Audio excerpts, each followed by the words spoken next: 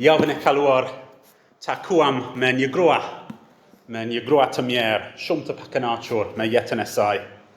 Ne ishim te Ungjili sipas Gjonit edhe te kapitulli 4. Dhe ne lexuam për një bised që Jezusi e pati me një grua Samaritane te Pusi. Dhe ajo grua nuk ishte e lumtur fare me jetën e saj.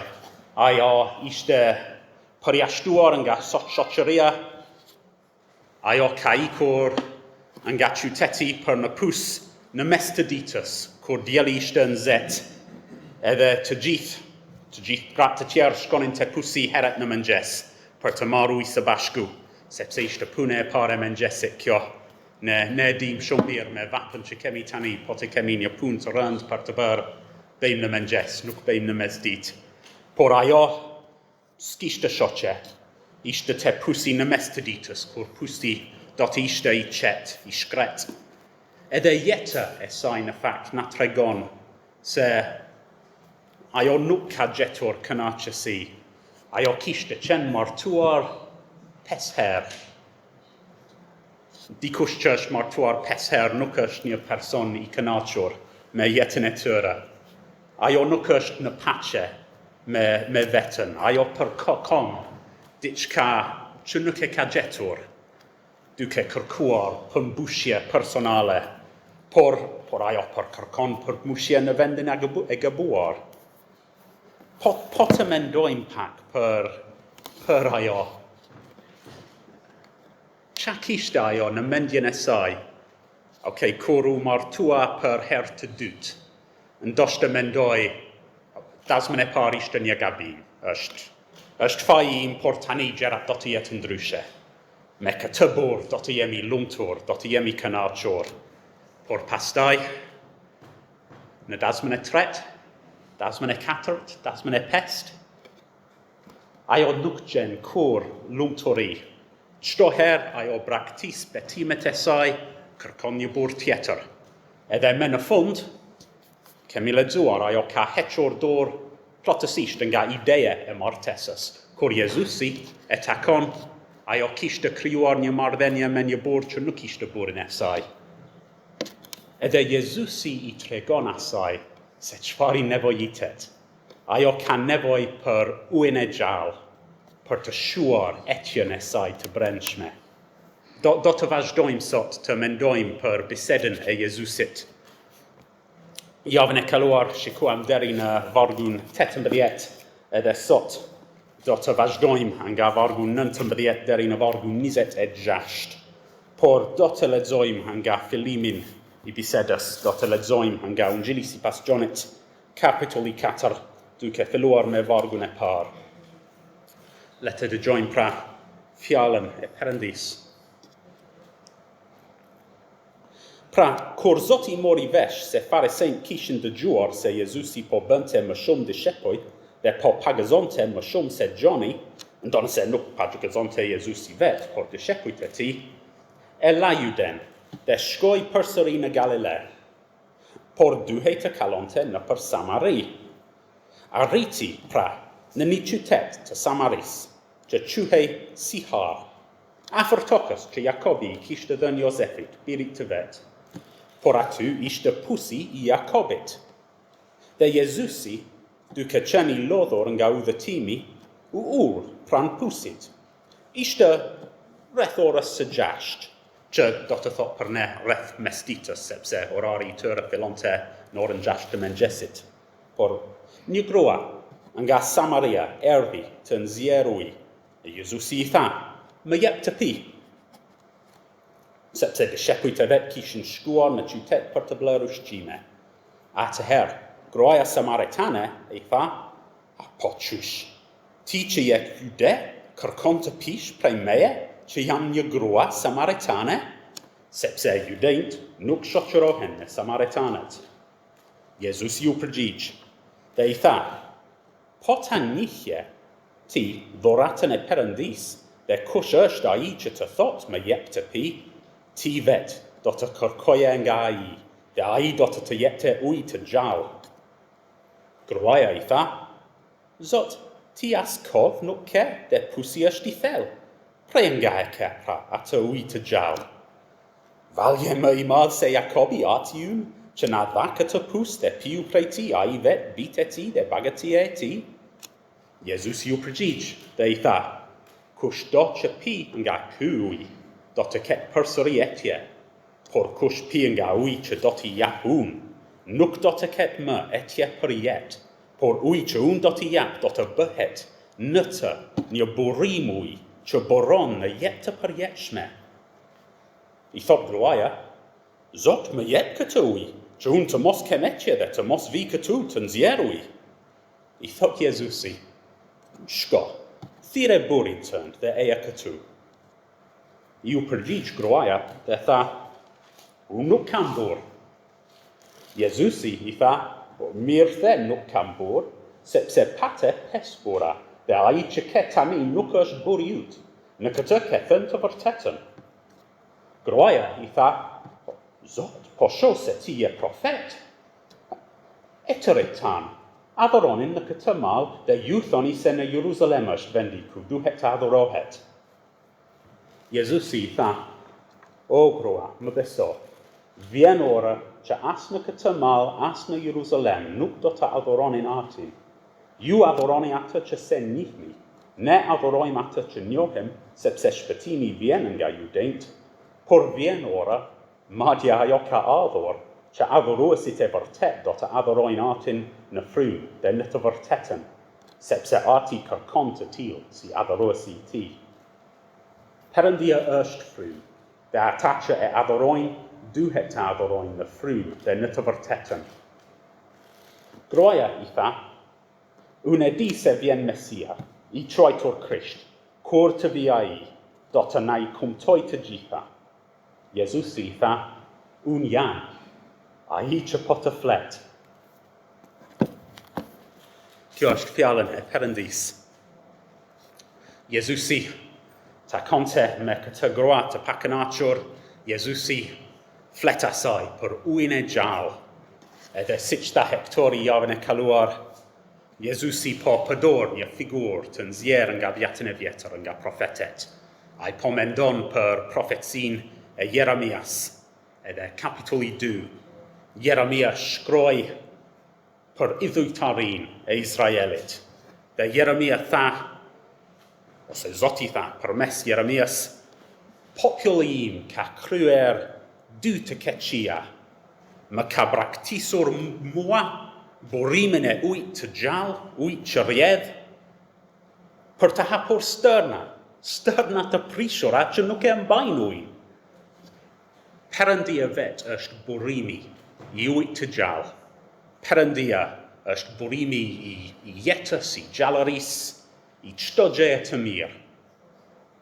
Por megjithatë, në ditët e Jeremias, populli I Perëndisë e braktisi Perëndin, dhe kërkoi kënaqësinë e tyre të idhujt. Dhe Jeremia thot, kjo është marrëzi e madh. Idhujt e tyre janë si stern që janë të prishura, edhe një stern që nuk është e prishura, uji sternës nuk është uji I mirë, nuk është I freskët, nuk është si uji që rjedh nga burimi, por këto janë sterna të prishura, nuk mbajnë uji fare. Ti shkon te sterna për të marrë diçka për të pirë, por as nuk marr ujë të ndotur, nuk marr ujë fare. Idhujtaria premton gjëra të mëdha të mrekullueshme, por nuk të jep asnjë gjë. Kështu thot Jeremia. Por Jezusi po thot tani, mëkatet e kësaj gruaje janë si një idhujtaria, janë mëkate idhujtare. Ajo ka trajtuar burat e saj si perëndit. Ajo donte të jo me mënyrë se si ajo ka shërbye burat besoj, por ajo mendonte se sa ajo mund të gjente kënaqësi totale tek ata në shoqërinë e tyre, në dashurinë e tyre. Ajo ka vendosur shpresën e saj te buri pas buri pas buri. Dhe Jezusi thot, kjo është marrëzi. Vetëm Perëndia është burimi i wyt të gjall. Dhe Jesus i thot asaj, un mund të jap. Wyt të gjall, un mund të jap një marrëdhënie me Perëndin, që do të vazhdoj përgjithmonë, mund të jap ujë aq freskues, sa që nuk do të kesh nevojë për asnjë gjë tjetër për të pirë. Mëkatet e tua nuk do të kënaqin kur, idhujtaria jote nuk do të sjell kënaqësi, do të sjell vetëm mjerim në fund, por Perëndia është ai për të cilën ne u krijuam. Ti duhet të njohësh Perëndin pra. Jezusi ka folur me gruan, si reagonte gruaja ndaj fjalëve të Jezusit. Në vargu 19, gruaja i tha, o Zot, po shoh se ti e profet. Na shiko, atë etrit tan, adhuroni në këtë mal. Ju thoni se në Jeruzalem është vendi ku duhet të adhurohet. Ajo ndryshon temën. Ajo përdor në fakt një taktik shumë e zakonshme. Ndoshta ti e ke treguar një herë dikujt për Zotin, ti ke shpjeguar pak pse kemi nevojë për Zotin, pse jeta pa Zotin është bosh, jeta pa Krishtin është si një dasëm pa ver, ka thënë Willie disa javë në të kaluarën. Por shpesh, sa po prek ndërgjegjen e tyre, ata përpiqen të ndryshojnë temën, përpiqen të shpërqendrojnë, dhe shpesh e bëjnë këtë duke bërë një pyetje në lidhje me një çështje të diskutueshëm. Edhe Jezusi, ai ka filluar të flasë për mëkatin e kësaj gruaje, por asaj nuk i pëlqen kjo bisedë, edhe kështu ndryshon temën. Ajo thot, po kuptoj, ti je një profet, tani kam një pyetje fetare. Dëgjoma, ju judejt adhuroni në tempullin e Jeruzalemit, ne Samaritanet, kemi tradite ndryshe, ne adhurojmë Perëndin këtu në këtë mal. Çfarë mendoni për këtë? Kush ka të drejtë? Është thjesht për të shmangur bisedën e Jezusit, por qyteti i saj në fakt ndodhej në hijen e dy malëve të mëdha, mali Ebal, mali Gerizim. Dhe Mojsiu i tha Izraelitëve te ligji për të rirë, kur të hynin në tokën e premtuar, duhej të shkonin në ato dy male. Edhe 6 fist duhej të qëndronin në malin Gerizim dhe të shpallnin betkimet për zbatimin e ligjit. 6 fise duhet të qëndronin në malin Ebal dhe të shpallnin mallkimet për shkeljen e ligjit dhe kështu u bë. Por Samaritanet nuk shkonin për të adhuruar në Jeruzalem. Në vend të kësaj, ata kanë zgjedhur malin Gerizim, malin e bekimeve, edhe kanë ndërtuar tempullin e tyre në majtë të malit. Por ajo bën këtë pyetje, sepse është një pyetje në mendjen e saj. Por shpesh kur flasim për Ungjilin, njerëzit bëjnë atë që po bën kjo grua. Nuk duam të flasim për atë që i prek personalisht, mëkatet e tyre, marrëdhënien e tyre me Zotin, ose mungesën e marrëdhënien e tyre me Zotin, edhe kështu ata bëjnë një pyetje për të çuar bisedën në një drejtim tjetër. Pse ka kaq shumë vojtje në botë, nëse Zoti është i mirë edhe sovran? Çfarë u ndodh njerëz që nuk e kanë dëgjuar kur Ungjilin? A nuk ka shumë kontradikta brenda Biblës? Këto mund të jenë pyetje të vërteta, por shpesh janë thjesht shpërqendrime. Por çfarë bën Jezusi me pyetjen e gruas? A shpërqendrohet ai? Jezusi është më i urtë se sa kaq. Ai merr pyetjen e saj dhe kthen përsëri për të folur për marrëdhënien e vërtet me Perëndin. Ajo po përpiqet të shmang çështjen e nevojës së saj për Perëndin e gjallë. Jezusi nuk do të lërë të shpëtoj. Ai përgjigjet pyetjes së saj, por kthen bisedën përsëri në realitetet shpirtërore. Ai flet për Perëndin, për atë që Perëndia kërkon prej saj edhe prej nesh. Do të mendojmë pak pra për atë që Jezusi thot, se Perëndia kërkon nga secili prej nesh. Jezusi thot, por vjen ora, madje ajo ka ardhur që adhëruesit e vërtet do të adhërojnë atin në frym dhe në të vërtetën, sepse ati kërkon të tillë si adhëruesit e tij. Dy gjëra thot Jezusi se Perëndia kërkon. Edhe së pari, Jezusi thot, Perëndia kërkon njerëz që adhërojnë në frym. Adhëruesit të tillë kërkon Perëndia ata që adhërojnë në frym. Frym me një fë të vogël. Zoti kërkon adhurim që vjen nga zemra, nga brenda. Ai nuk kënaqet nga adhurimi që është vetëm nga jashtë. Po të lutemi, po të këndojmë, po të bëjmë gjërat siç duhet të bëjmë, por po të mos kemi zemra të përfshirë. Zoti urren adhurimin që është vetëm për sy e faqe. Ai kërkon adhurim që është në frym, adhurim në të cilin janë të angazhuar shpirtrat tanë. Jezusi, në fakt, fillonte përgjigjen e tij në vargu 21. Ai thot, o groa më beso, vjen ora që as në këtë mal, as në Jeruzalem nuk do të adhuronin atin. Groaja ka thënë, shiko, kjo është një çështje kaq e rëndësishme, kaq e debatuar. Ju judejt mendojnë se Perëndia ka zgjedhur Jeruzalemin dhe të gjithë duhet të shkojnë atje te tempulli për të adhuruar. Ne themi se ne mund të adhurojmë Perëndin këtu në malin Gerazim. Kush ka të drejtë, mendon ti, Jezusi? Edhe Jezusi thot, asnjëra nuk ka të drejtë.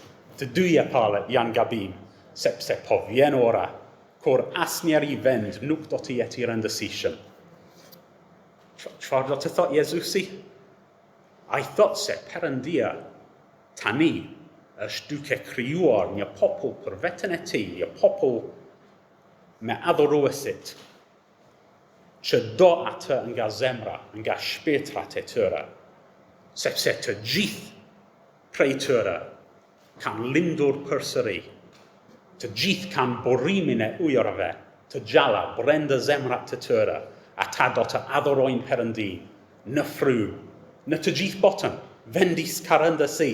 Populli i Zotit tani do të njihet nga zemrat e tyre, jo nga kombësitë e tyre, jo nga beznikëritë e tyre ndaj ky vend ose ndaj vendin tjetër. Jezusi tashmë kishte qenë në tempullin në Jeruzalem. A ishte i kënaqur ai me atë të gjeti? Ishte shumë i zemëruar, kemi lexuar në Gjoni kapitulli 2. Ai ka parë tempullin dhe ai bëri një kamxhik. I rahu njerëzit, i dëboi jashtë, sepse tempulli ishte plot me njerëz që adhuronin pa frym. Ato po kryenin ritualet, po bënin flijime, oferta, këndonin psalmet me teologji të bukura, por zemrat e tyre ishin bosh. Ata kërkojnë mirëqenjen e tyre, ata nuk kërkojnë lavdinë e Perëndis, ata nuk e donin Perëndin. Edhe kështu Jezusi u zemërua shumë. Adhurimi i tempullit është një ofendim për Perëndin e gjallë. Perëndia është frym e gjallë, dhe ai po kërkon adhurim frymëror, adhurim me gjallëri. Ai kërkon dashuri dhe besim dhe bindje nga zemra. Tempulli ishte kot, edhe adhurimin ton është kot, po të mos kemi zemrat. Jezusi thot se po vjen ora kur askush nuk do të adhurojë në tempull. Brenda një brezi tempulli do të shkatërohet për shkak të mëkati i atyre që pretendojnë që adhurojnë Zotin, por nuk adhurojnë nga zemra. Ne duhet të dëgjojmë fjalët e Jezusit këtu. A pëlqen adhurimi ynë Perëndis? Ai kërkon adhurues zemrat e të cilëve janë plot me madhështinë e tij, plot me dashurinë e tij, mëshirën e tij, dhëmshurinë e tij, fuqinë e tij shpëtuese. Perëndia kërkon adhurues që e duan atë, që binden atij, që kthehen nga mëkatet e tyre sipas urdhrit të tij, që ndërojnë atë me të gjithë jetën e tyre, sepse ndërojnë ata nga zemra dhe shpirtri dhe frymë e tyre. Potem endosh në mënyrë personale, si mund t'i japësh tu perëndis adhurimin që ai kërkon? Jezusi ka folur Nicodemit dhe ka folur rruas pikërisht për këtë. Ai ka thënë Nicodemit, ti duhet të lindësh përsëri o burr. Ai tha kësaj grue, ti duhet të pish ujin që ai do të jap, të cilit bëhet një borim uji brenda teje që gufon në një marrëdhënie me Perëndin që vazhdon përgjithmonë. Zemrat tona duhet të ndryshohen plotësisht nga fryma e shenjtë. Ne duhet të lindnim përsëri si krijesa të reja me natyra të reja. Gjoni na ka thënë tashmë, Jezusi na jep të drejtën të bëhemi bijtë të Perëndis në kapitullin e parë të Ungjillit. Bijtë të lindur jo nga gjaku, as nga vullneti i mishit, as nga vullneti i njeriut, por nga Perëndia. Edhe Jezusi mund të na bëj fëmijë të Perëndis, ai mund të na ndryshojë që nga brenda. Askush tjetër nuk e bën këtë, nuk e ka autoritet. Askush tjetër nuk e ka fuqinë, aftësinë. Por Jezusi me anë të frymës së shenjtë mund të ndryshojë natyrën e njeriut, natyrën mëkatar, dhe mund të na bëj njerëz që e duan Perëndin. Kjo është një mrekulli, por është ajo që kërkon Perëndia. Ai kërkon ata që adhurojnë nga zemra, nga dashuri, nga frymë. Zoti kërkon adhurim në frymë, por së dyti, Jezusi thot, Perëndia kërkon njerëz që adhurojnë në të vërtetën, në frymë edhe në të vërtetë. Adhurimi i vërtet bazohet në të vërtetën. Nuk mund të jep Perëndia adhurim e vërtet nëse ti nuk e di të vërtetën për Perëndin. Adhurimi pa emocione është bosh, është vdekur, por adhurimi që është vetëm emocione pa të vërteta është pa kuptimt. Nëse nuk e kemi të vërtetën, adhurimi bëhet thjesht një derdhje emocionesh pa formë, pa themel, edhe kjo nuk është ajo që kërkon Perëndia. Jezusi thot, kjo grua nuk di asgjë për Perëndin në fakt. Ai thot në vargu 22, ju adhuroni atë që se njihni, ne adhurojmë atë që njohim sepse shpëtimi vjen nga judejt. Tempulli në Jeruzalem është bosh, por sepse njerëz atje nuk kanë frymë, nuk kanë zemra, ata kanë të paktën të vërtetën. Ata e dinë se kush është Perëndia. Karakteri i tij zbulohet në ligj, ata e kanë ligjin, ata kanë vetë zbulimin e Perëndis në 10 vjetër, edhe shpëtimi do të vijë nga judejt, tha Jezusi. Ata kanë premtimet e Perëndis për shpëtimtarin. Ata kanë fjalët e Perëndis. Jezusi thot kësaj gruaje, dhe na thot edhe neve, adhurimi i vërtet bazohet në të vërtetën. Adhurimi i vërtet do të thot të dëgjosh të vërtetën, të besosh të vërtetën për Perëndin, edhe për veten, edhe për mëkatet e tua. Nëse adhurimi ynë nuk është sipas të vërtetës së Biblës, është pa vlerë, është bosh. Çfarë kënaq më shumë Zotin? Një adhurim me muzikë bukur, me 1000 muzikante të trajnuar profesionalisht, apo 5 njerëz që lexojnë nga fjala për madhështinë e Zotit dhe këndojnë për Zotin, në mënyrë me zë të çrregullt, por nga zemra, me të vërtet. Çfarë preferon Zoti? Amplifikim dhe drita që kushtojnë 1 milion lek, ose 5 njerëz që lexojnë premtimet e Perëndis dhe lutën me zemër që Perëndia të bëjë atë që ke premtuar ai. Perëndia dëshiron adhurim në frymë dhe në të vërtet. Jo adhurim të shtrenjtë me lek, por adhurim të shtrenjtë nga zemra. Ai dëshiron adhurues në fund të fundit që kanë frymë edhe që kanë të vërtet. Ata shkojnë së bashku, kur ne besojmë të vërtetën, kur ne dim të vërtetën për madhështinë e Perëndis, për sovranitetin e tij, per dashorin e ti, per mashiren e ti. Cwrne dyn cytyn y coscaton, cio ymdicon y zemrat tona. Tyfyrtetyn na stwn te emotionet te mir, te dreit. Addorini ffilon me niohorin e vyrtet per perandin. Cio niohorin a caplon zemrat, edden na awdroin na ffrwm de na tyfyrtet. Cwrmendoin per fialet e Jezusit, ne siohim se na fact ai nukers per cendruar yn gapetjen e groas. Besed e nukers lar gua, yn gam makatet e groas. Edden na fact Jesus jest per cendruar edden ma siom, te makatet et esai. A jo është makatar, joth jesht sepse është kurora shkelese. Makatin esai është mythel, se sa kach. Ajo është mëkatare sepse ajo nuk ka adhuruar kur perëndin. Nuk e ka dashur kur. Udhërimi I parë, duaj e perëndin tënde me të gjithë zemër, me të gjithë forcë, me të gjithë mendje, me të gjithë shpirt. Ajo nuk e ka bërë. Nuk e ka ndëruar kur perëndia për atë që është. Kurora shkelja e saj është thjesht një simptom. E një sëmurje më të rënd, më të thellë. Ajo është e thatë për brenda. Është e vdekur frymërisht nga brenda. Është e kalbur.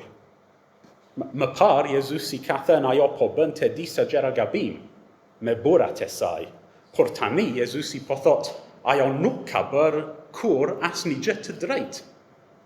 Në gjithë jetën e saj, ajo nuk kur e ka dhënë perëndin atë që meriton. Nuk ka dhënë perëndin adhurim të vërtet nga zemra, të bazuar mbi të vërtetën.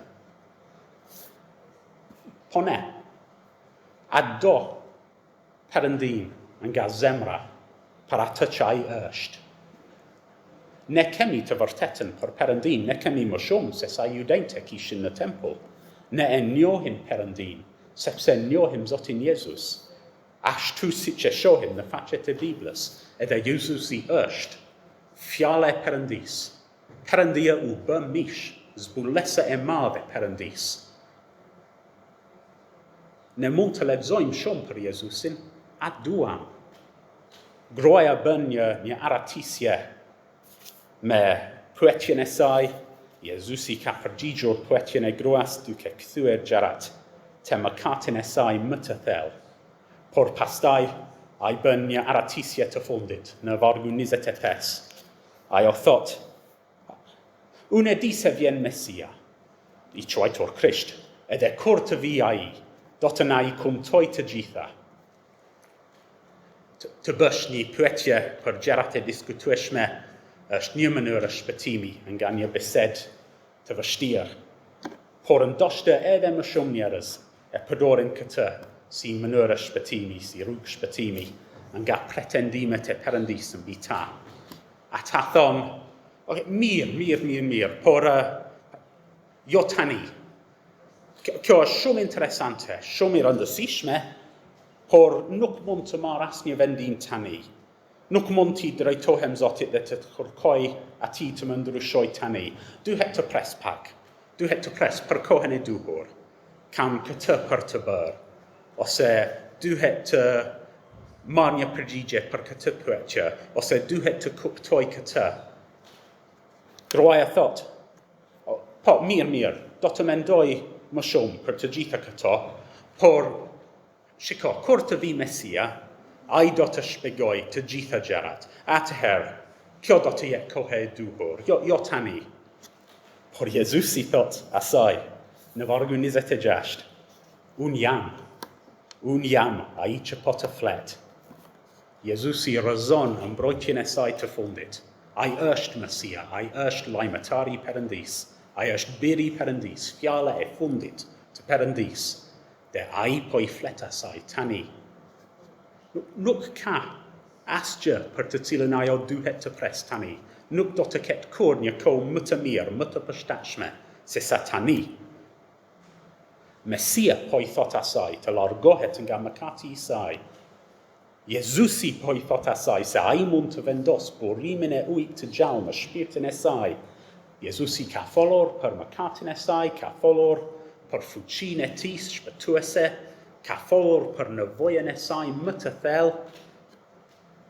Tashma ai ka thënë asaj gjithçka që ajo duhet të kuptoj. Ai e thërret atë të pendohet, të falet, të ribëhet, të gjej pace me Perëndin, të gjej gëzim, të gjej jetë. Ajo nuk ka nevoj për asnjë gjë tjetër. Nuk ka nevoj për më shumë shpjegime, ajo ka nevoj të bjerë në këmbët e Jezusit, të rrëfej mëkatin e saj, të kërkoj falje. Për shumë njerëz, kjo është mbrojtjen e tyre e fundit. Jo tani. Sigurisht që dua të jem një besimtar, por jo tani. Le të flasim përsëri, le të flasim më vonë.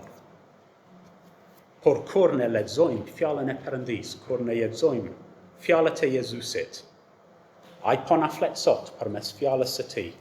Ai na thot se kemi nevojë për zemra të reja, edhe ai na thot se ai mund të na jap një zemër të re.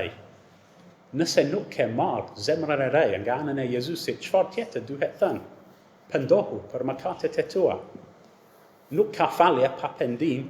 Beso lajmin e mirë, beso se Jezusi është në gjendje të të falë plotësisht, të pastroj zemrën nga fuqia e mëkatit.